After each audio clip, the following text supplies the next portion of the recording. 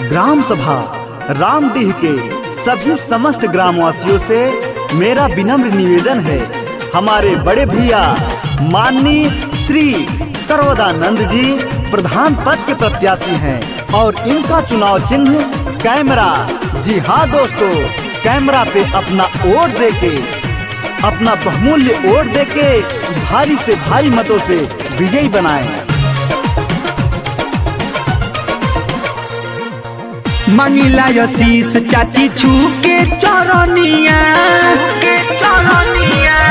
मंगिला आशीष चाची छू के चरनिया, दे दिया पंदुला याद रखी के मारा निशान।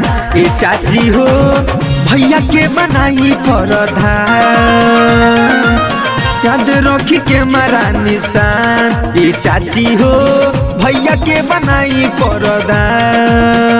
सर्वदानंद भैया जिंदाबाद जिंदाबाद जिंदाबाद। सर्वदानंद भैया जिंदाबाद जिंदाबाद जिंदाबाद। सर्वदानंद भैया जिंदाबाद जिंदाबाद जिंदाबाद। अपना प्रधान कैसा हो सर्वदा भैया जैसा हो, अपना प्रधान कैसा हो सर्वदा भैया जैसा हो।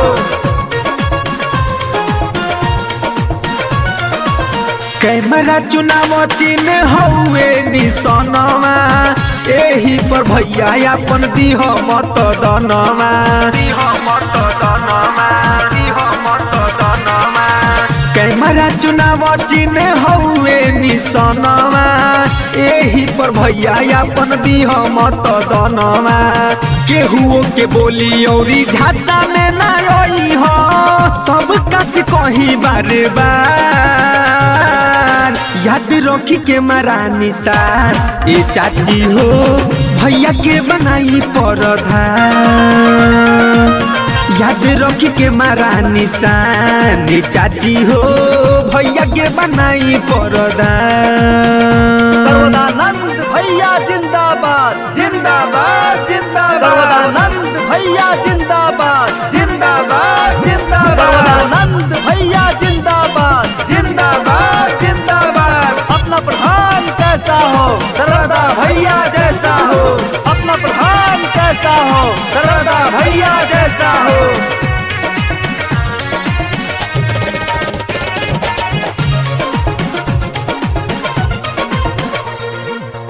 ग्राम सभा रामडीह के हवे सौभाग हो, साचा मसीहा मिलल बाटे आज हो, बाटे आज हो, बाटे आज हो। ग्राम सभा रामडीह के हवे सौभाग हो, सच्चा मसीहा मिलल बाटे आज हो। कर सपोर्ट सर्वदानंद के जिताव, महेश कहे हाथ जो याद रखी के मारा निशान। ए भैया हो भैया के बनाई प्रधान, याद रखी के मारा निशान। ए चाची हो भैया के बनाई प्रधान।